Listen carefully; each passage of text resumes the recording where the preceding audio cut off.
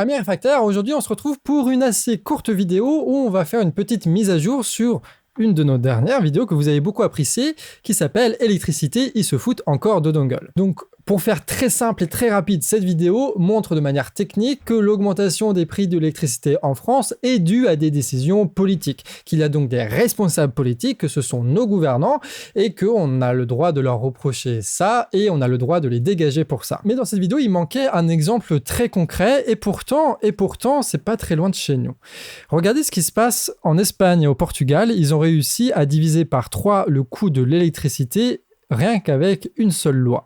C'est quand même pas mal, hein? Donc on va lire quelques paragraphes ensemble de cet article et puis après on va développer. Alors que la plupart des pays ont subi une forte augmentation des prix de l'électricité depuis le début de la guerre en Ukraine, l'Espagne et le Portugal ont réussi à contenir cette hausse des prix. Explication. Alors que le tarif atteignait 660 € le mégawattheure en France ou en Allemagne ce samedi 27 août, il se situait seulement à 240 € le mégawattheure en Espagne et au Portugal, selon le site du réseau de transport d'électricité. Un prix près de 3 fois moins élevé qui s'explique pour une raison, la dérogation ibérique dont bénéficient les deux pays. Au mois d'avril dernier, les deux pays ont eu l'autorisation de mettre en route un système tarifaire qui plafonne les prix du gaz qui rentre dans la production électrique afin d'alléger la note d'électricité des ménages et des entreprises. Alors en fait, pour faire très simple, tu as l'Union européenne avec la Commission européenne, etc., qui a mis en place une libéralisation totale des marchés de l'électricité, avec des prix qui ne sont pas définis par les pays ou par rapport au prix de production de l'électricité, mais par rapport à des marchés. Ce marché, c'est le marché des énergies européens. Et comme vous le savez peut-être, on ne va pas rentrer là dans les détails du tout, mais on a besoin parfois de centrales à gaz pour faire de l'appoint. On a besoin qu'elles fonctionnent de temps en temps. Et comment est-ce qu'on arrive à convaincre ces entreprises-là, qui sont des entreprises privées, parce que tu as eu la libéralisation, comment on arrive à les convaincre de lancer leur centrale? Eh bien, en leur garantissant un prix de l'électricité qui est en fonction de leur coût à eux. Donc en gros, si eux, leur coût c'est 600 € le mégawattheure, et ben on va dire que le prix de l'électricité dans toute l'Europe c'est 600 € le mégawattheure, comme ça on peut les convaincre de lancer leur centrale quand il y a besoin. Alors qu'il pourrait y avoir un service public qui fonctionne juste selon les besoins et puis après, etc.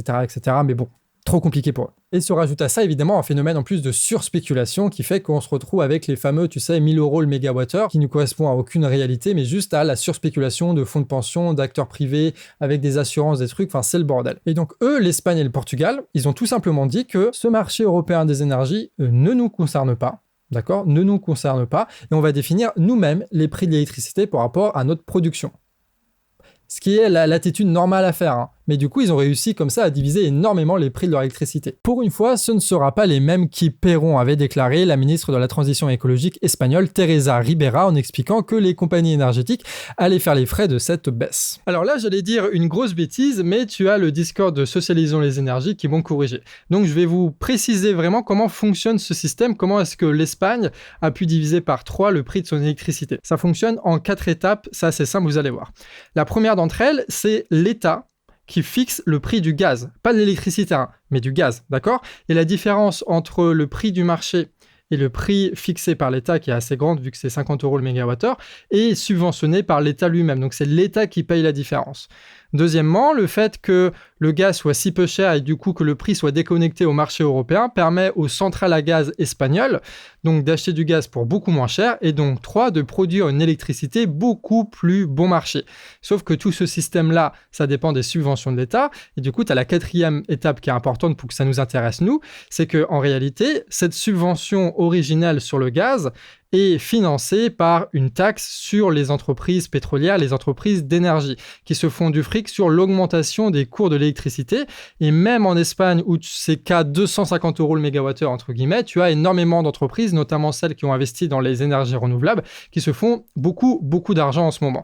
Donc en gros, le système c'est, on prend l'argent des super profits des entreprises d'énergie et pétrolières, d'accord, pour financer une subvention sur le gaz qui permet de faire diviser par 3 le cours de l'électricité en Espagne. Il y a donc bien un détachement du marché des énergies européens et c'est comme ça qu'ils arrivent à avoir ce résultat et qu'ils vont peut-être réussir à sauver leur économie. Et ça dans un pays, l'Espagne, il faut le préciser, qui est à la base totalement dépendant du gaz pour son électricité, hein. 40% de son mix énergétique électrique, c'est des usines à gaz. Les 40% autres, c'est des énergies renouvelables, et puis après, c'est charbon et nucléaire un petit peu.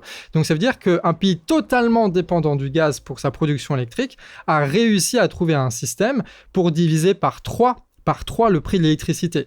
Ça veut dire que nous, en France, avec 1, les super profits que se fait Total, et 2, notre parc nucléaire qui nous assure une immense quantité de production électrique déconnectée du marché européen, déconnectée du prix du gaz, en fait, il y a carrément moyen de le faire. Nous, on fait ça les doigts dans le nez. Donc on pourrait très bien dire par simple décision politique qu'au lieu d'acheter de l'électricité sur le marché, comme on a parlé dans notre vidéo, en fait, on achète directement l'électricité d'EDF.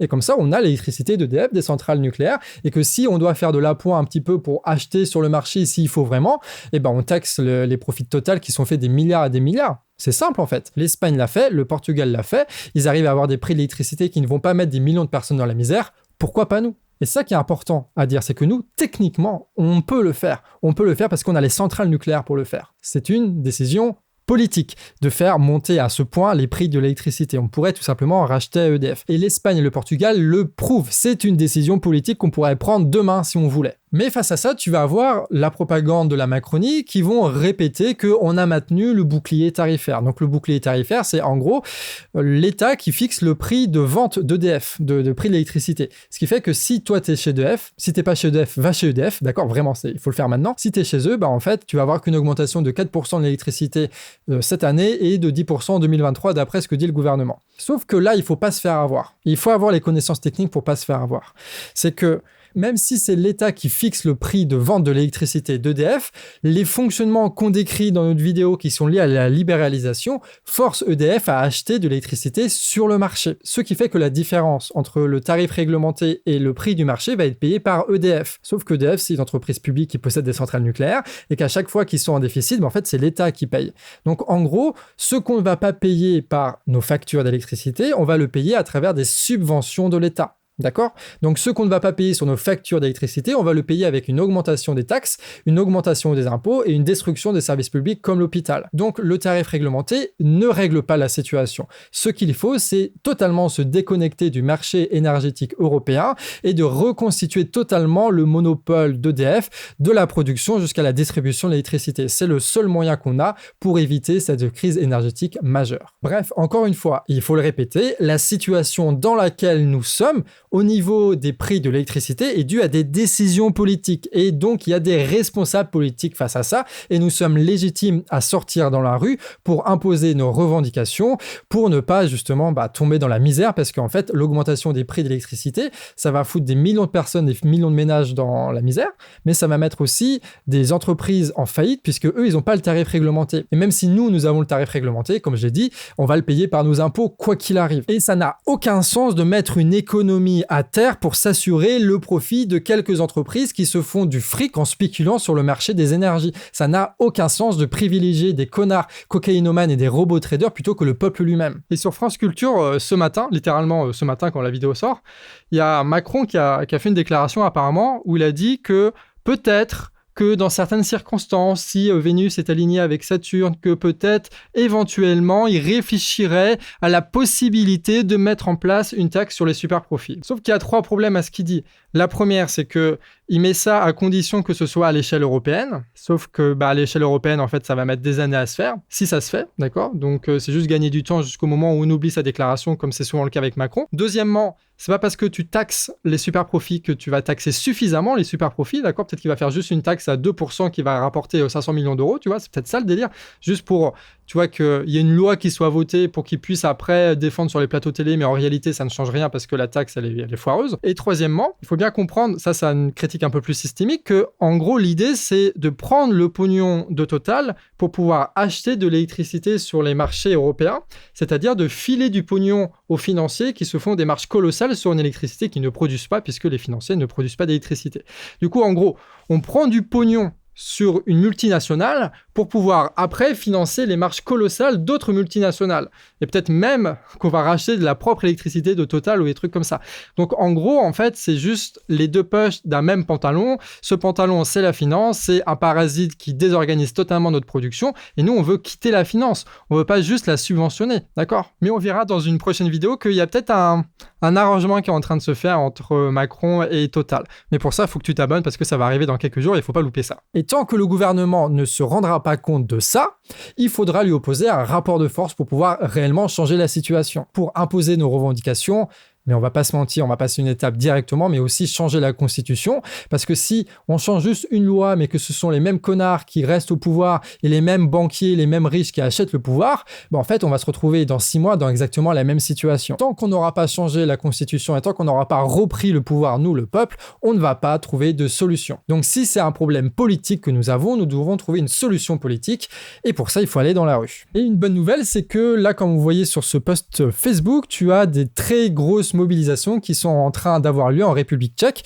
par rapport à la crise des énergies et à la flambée des prix. Parce qu'évidemment, si tu mets des millions de personnes dans la précarité, tu te retrouves avec des millions de personnes dans la rue qui se politisent, qui ne regardent plus les médias, qui ne croient plus leur gouvernement. Et là, on a une solution pour essayer véritablement de transformer la société. Et là, à Naples, ils disent en gros, nous, on crame les factures d'électricité parce que, en fait, on va pas les payer, on peut pas les payer, donc on les paye pas, et on se met ensemble devant la mairie, devant les lieux de pouvoir pour contester ça. Évidemment, ça fait écho aussi à ce qui se passe en Grande-Bretagne, dont on a parlé avec les pétitions de Don't Pay UK, etc., etc. Et après, t'as plein d'autres trucs, t'as au Pakistan où ça bouge aussi énormément. Et ça, c'est très important de savoir ça, qu'il y a des mobilisations qui ont lieu en Europe en ce moment pour les mêmes raisons. D'accord? En Grande-Bretagne, en Italie, en République tchèque et peut-être bientôt en France. Tout ça, c'est en train de se passer en ce moment et c'est pas parce que la télé ne le montre pas que ça n'existe pas.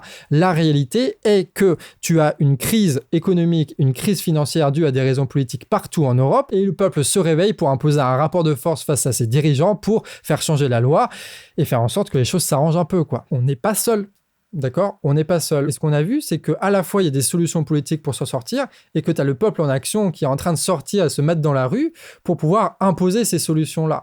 Tout n'est pas fini, tout n'est pas morose, tout n'est pas condamné à la pauvreté, etc. Non, on peut réagir, on doit réagir, et si on le fait, on a tous à y gagner. Et pas finir comme Jeanne la rêveuse, là, qui dit « Oui, en France, machin, on vous soutient, mais on est raisonnier et qu'on fait rien. » Ben on va bouger, d'accord, Jeanne, on va le faire. Et on le fera avec d'autant plus de détermination et de stratégie si on sait exactement contre quoi on lutte aujourd'hui. D'où l'importance véritablement de comprendre, de faire de l'éducation populaire, de partager toutes les vidéos que vous voyez que vous trouvez intéressantes pour essayer de faire un peu faire chauffer la marmite, tu vois, qu'on mijote un petit peu pour qu'au moment où ça pète, on soit tous dans la rue avec les bonnes revendications, qu'on soit tous là à s'échanger énormément d'informations et que que ça parte un petit peu comme ça, quoi. Donc retenez bien ça. La hausse des prix de l'électricité en France est entièrement due à des décisions politiques. Et nous avons là des exemples juste à côté de chez nous, quoi, l'Espagne, le Portugal, les pays frontaliers, qui montrent bien qu'avec une décision politique, on peut diviser par 3